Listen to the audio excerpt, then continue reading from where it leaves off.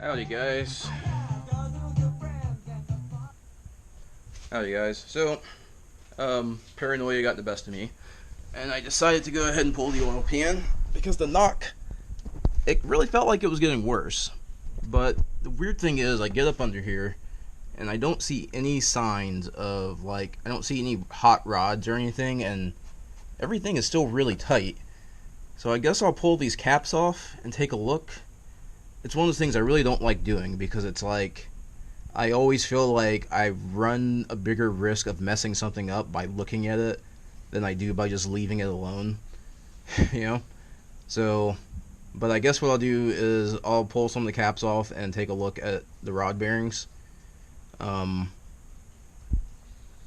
from what I can see looking at the wrist pins from the bottom, I don't see anything that looks weird, but maybe once I get the cap off, I can wiggle the rod around and see how much play there is in there. But there's zero play on the bottom end. I mean, it's rock solid, so I don't think the rod bearings are bad. But like I said, I guess I'll pull some caps off and take a look, and I'll show you the results once I'm done. Okay, so I only got to one rod so far, but so far it looks like I'm probably going to go ahead and swap the bearings. The bottom of the bearings don't look too bad. I only did, like I said, I only got the one rod. It's not bad looking at all. There's no grooves that I can feel. The top of the rod has a very slight amount of copper showing, so I figure it's already apart, so I might as well just go ahead and swap the bearings. So that's what I'm going to work on now, is getting those guys swapped out. I'll take a look up under here real quick. I can't really see. It's hard to tell with the light, but you can probably see just a little hint of copper showing in the very top of the bearing. That's probably due to timing and stuff, but they're not worn that bad. But I'm just, like I said, just for the sake of peace of mind, I'm gonna go ahead and swap them out while I'm in here. So, all right. So this is cylinder number 3, and keep in mind those streaks look bad because these bearings have a black coating on them. It's like a sacrificial coating, and so that's all that real heavy streaking is. The top one of number 3 doesn't really have any copper showing except for this one streak, what looks like there's some contamination in there that cut a groove in it. But other than that, it looks great for 2.5 years and repeated 2-step and 30 plus psi and beating the hell out of it. They look like they're in pretty good condition, so maybe the smoking gun will be cylinder number 1 or 4, but looking at these bearings, I don't think that knock is rod knock bearing. I don't know what the hell it is, but like I said, I'm going to go ahead and replace the bearings while I'm in here, and, just hope for the best, I guess. Alright, so we got number 1. Number 1's not looking so hot. Definitely had some contamination in there. There's a groove cut all the way around that bearing. So, but other than that groove, the wear doesn't look that bad. I mean, the wear looks worse than the other ones, but it's still not that bad considering the abuse this thing has been through. So, we shall continue on.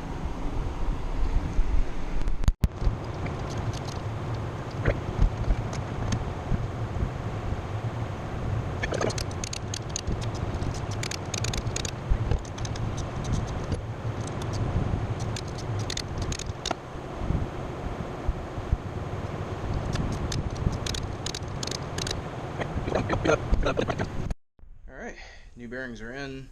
Unfortunately, it's like really late at night and I don't have any more oil, and so I'll have to finish this up tomorrow. So I will either upload this and have another video, or I'll just continue the video later. I don't know, haven't decided, but I'm done. So yeah, so anyways, the bearings don't look that bad. I mean, so 1 looked pretty bad, but that looked like it was due to some contamination. 2 had some copper showing just through wear, and the rest of them, that's just a little oil. It's not too bad. The rest of them all look pretty good. I mean, they all look like they had a little bit of trash in the oil, but other than that, the wear doesn't look that bad. It doesn't look like, yeah, it doesn't Doesn't look like it was knocking because of the bearings, but I don't know. Maybe it was. Who knows? I just know that now that we have fresh bearings in there, and that'll give me some peace of mind. I know it's not that. I know it's not going to sling a rod. Um, but we'll find out tomorrow. We'll see what it sounds like. So, till then. Alright, so we're all mostly back together. Downpipe is still disconnected, but we've got oil in the car. I'm going to go ahead and crank it over without starting, and then start her up and hope for the best.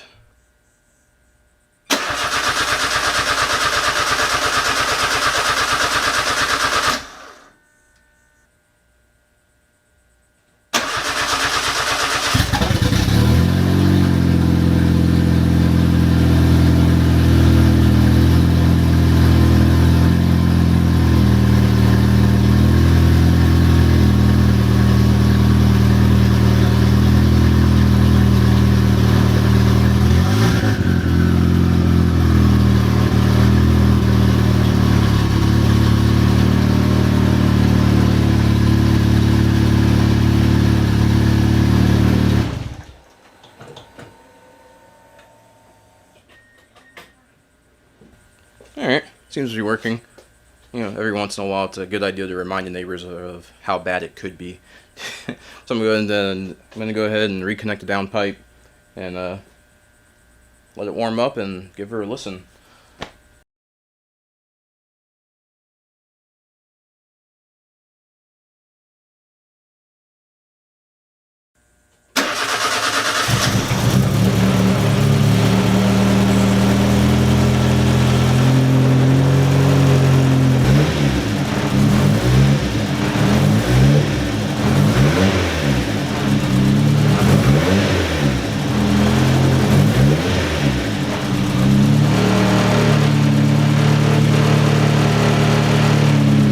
Well, sounds good so far. I don't hear anything that sounds concerning. A little bit of piston slap, but that goes away once it warms up. Hopefully she's not leaking any oil anywhere. So next big concern is I reused the oil pan gaskets and probably shouldn't have, but they look like they're in good shape. So anyways, I guess I'll get this cleaned up and back on the ground and take her for a test drive, and it'll be the real moment of truth. Alright. Moment of truth.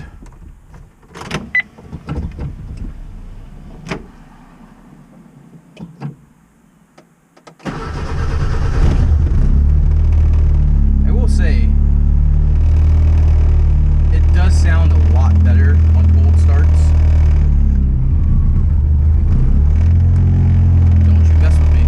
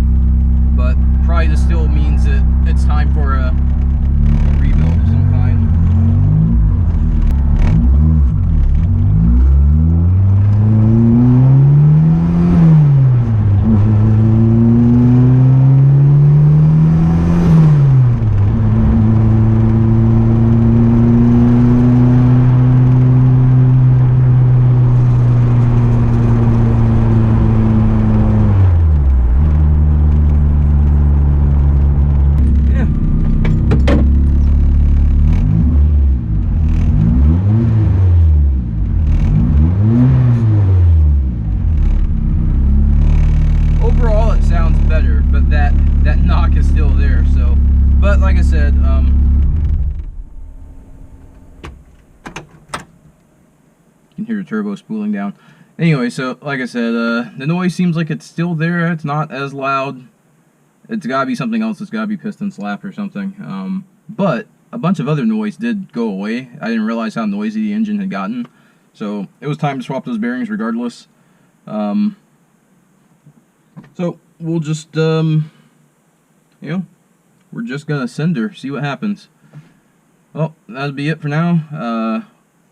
Like I said, still deciding on the track. It's just ungodly hot, but I may go anyways just to see what she does. You know. All right, guys. Till next time.